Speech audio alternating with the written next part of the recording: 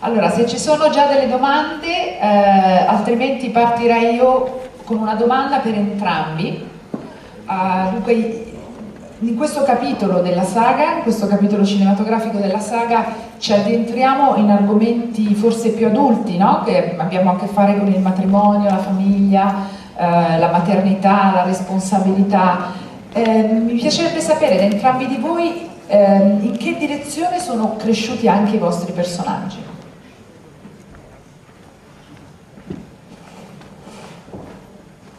Well, the evolution of the Twilight saga has been, going on for the last 3-4 years. And, when we first came into the series with Twilight, it was this kind of young love that evolves in this different mythological world. And now here we are 3.5, 4 years later, and this love has evolved into this mature love where they want to be married, they want to have a family together.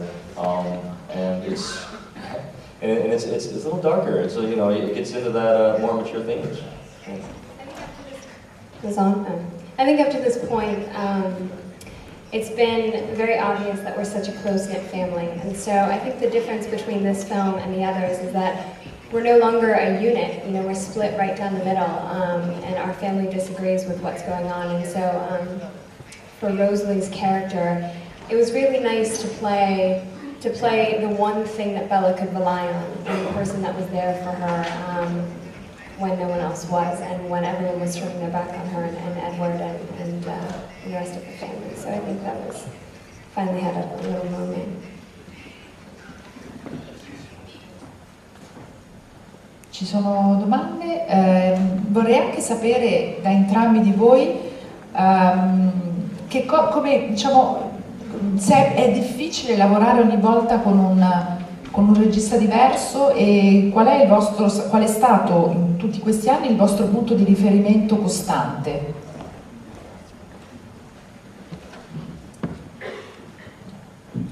It's been really fun working with different directors. I mean, more than just fun, it's been a learning experience. Every director brings their unique aesthetic stylings to the films, and as young actors and entertainers, we are able to learn and grow from that experience of having a different leader, so to speak, different captain of the ship. It changes the voyage every single time. Absolutely. We all had a sort of blueprint to go off of. I think for actors it was really interesting because it wasn't your conventional process, I would say. We had so much laid out for us because of the book series. But having a different director come in, I suppose it was pretty challenging for each one of them, because this thing pre-existed before they came onto it. But everyone came to the table with a different set of ideas, and I think we were fortunate to work with a group of actors that were so open to absorbing that.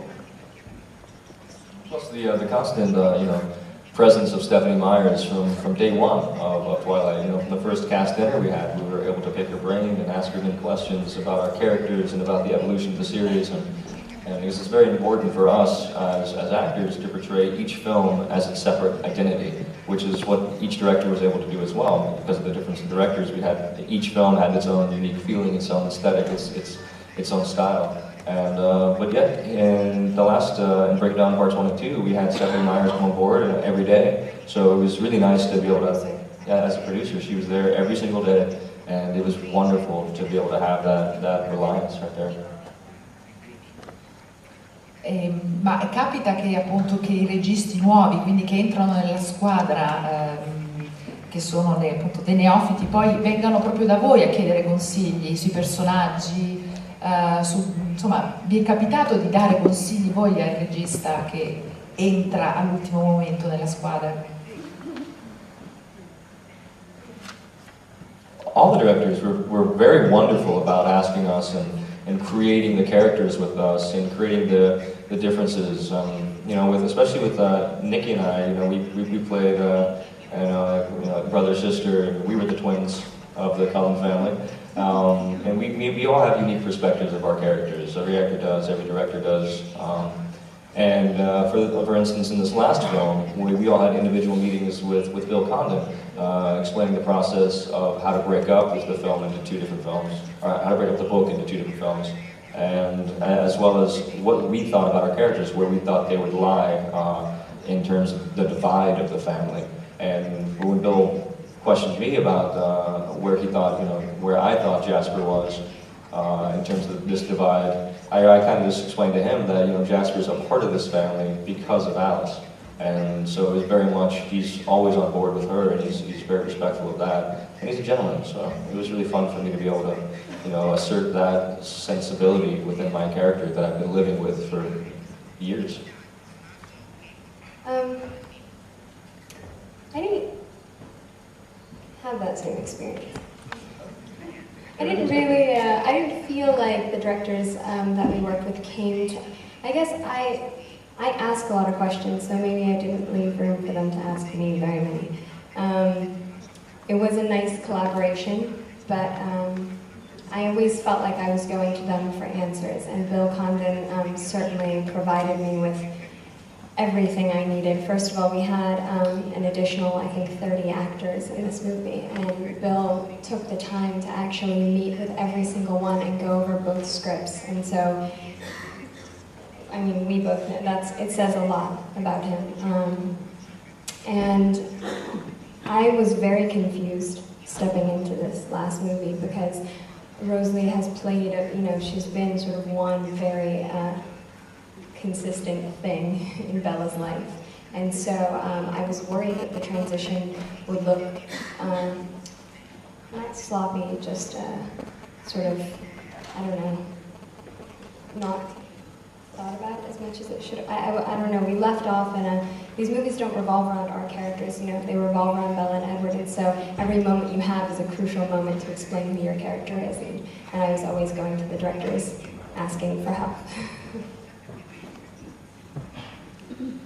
C'è una domanda qui? Prego. Hello, and welcome to Italy, obviously. We are very proud to have you here now, and I would like to ask to Nikki Reed, you are a very complete actress, you've been a screenplay, and I would like to know if you plan writing screenplays in the future. I actually have worked on a couple of others. They haven't been quite as good as 13. That's probably why you haven't heard of them. I'm in a very sort of transitional age. It's strange. I sometimes sit and think about what I want to be when I grow up still. I love acting, I do, but even when it's something as simple as writing on my blog, I have a blog, there's a kind of satisfaction that I get from that that I don't get from acting. And I tried, I've directed 2 music videos. They're small, but they were still mine, and I really enjoyed that. I produced a movie. Jackson does all kinds of stuff as well. He's actually a great writer and producer too. But that's definitely, I think, the path that I will go on. Vorrei sapere anche da Jackson come questo ruolo l'ha fatto crescere come attore e se si sente pronto per le cose che verranno dopo la saga. As an actor, as an entertainer, as just an artist, and I thank God every day I wake up and I get to do something that I love to do. It's fascinating to me. I remember when I first picked up a guitar and stepped onto a stage in the musical Grease. I was acting and singing and dancing and playing guitar, and it was just, to me, it was just this absolute fascination with the power of the arts and how you can be enraptured by a performance, whether it's a band on stage or whether it's a film. It's just something so magical about the influence between artist and audience. There's a reciprocation there that I've never felt anywhere else in my life, and I've never been as comfortable within my own skin unless I'm performing. I don't feel comfortable as a person. I feel more comfortable as an artist. And for me, the advent of when I first came on board with Twilight, it was we had no idea what was really going to happen with the series, and for it now to be a worldwide phenomenon is it's still baffling. It's not something that we just kind of are like, oh yeah, here we are.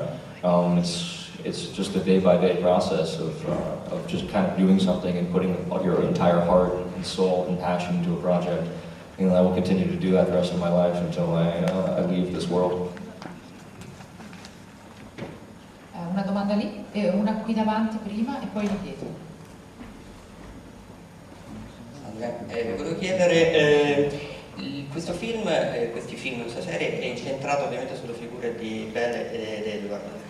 Volevo capire com'è stato il rapporto vostro sul set con Pattinson e Stewart, per capire se facevano vita a parte, quindi voi e tutti gli altri avevate un diverso modo di, cioè vivevate diversamente sul set, oppure eravate molto uniti, eccetera, e capire anche, insomma, questi due ormai sono delle super divi, insomma, come che rapporto avete avuto voi che eravate quasi di contorno in questa fase, per quanto fondamentale ovviamente, e poi se avete qualche episodio simpatico da raccontare delle riprese.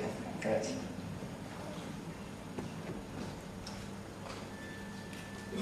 Well, that was a long question. Can I get cliff notes for that one? Well, yeah, you know, the entire series it revolves around the love that develops between Bella and Edward, the love of two people almost within mythological Romeo and Juliet story to a large degree. But what would Romeo and Juliet be without Mercutio or Benvolio and all the rest of the Capulets and the Montagues? You have to create this world. You know, you have to create a reality within this world, and all these characters serve to do that. And yes, you know, we've seen our friends and our colleagues. You know, we've all grown up together, and we've kind of been a part of this phenomenon together. However, at the end of the day, you know, every time I'm going to the grocery store and I'm checking out and I see like one of my friends on a tabloid magazine, I have to laugh, because, you know, there's so much, you know, public speculation about performers and artists that, you know, oftentimes some of it's true, some of it's not, and usually a lot of it isn't. And I know my castmates as people, and not the public image that is presented to the world. And I can guarantee all of you that they are wonderful people at heart. And I love being on tour with Miss Nikki right here, and it's just an incredible experience. You know, it's like we've grown together. I remember when I first met Nikki in the airport, going from, it was the Burbank airport actually, and we were flying to Portland in a little puddle jumper, and I had my guitar with me. And the stewardess would not let me bring my guitar on the plane, even though I had it in a soft case, which is, you know, supposed to be airport code. And I was arguing with the stewardess because it was a very important instrument to me, not just some run-of-the-mill guitar I picked up at a pawn shop, but something that I was in love with. And Nikki, the first moment she met me, she stood up for me and was like, "No, you're going to let him check this guitar." And it was just an amazing moment. And ever since then, I think, you know, Nikki and I have shared this bond as artists, and it's been phenomenal to work with phenomenal people. You're good. He's smooth.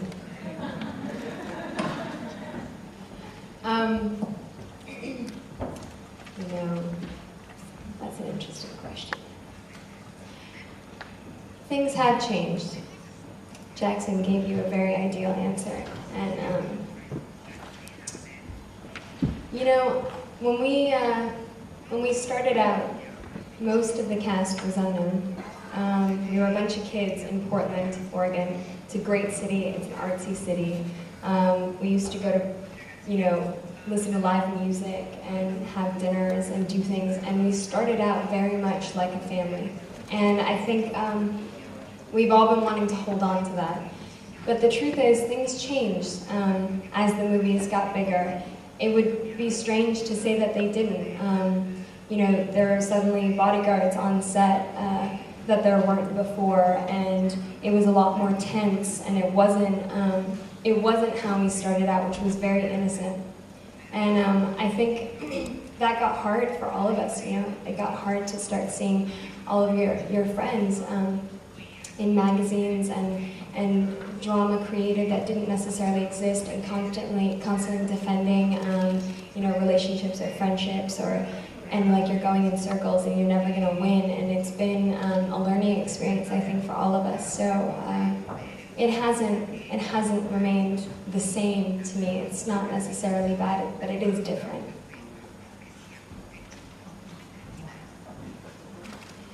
Ok, c'è una domanda lì dietro, poi qui.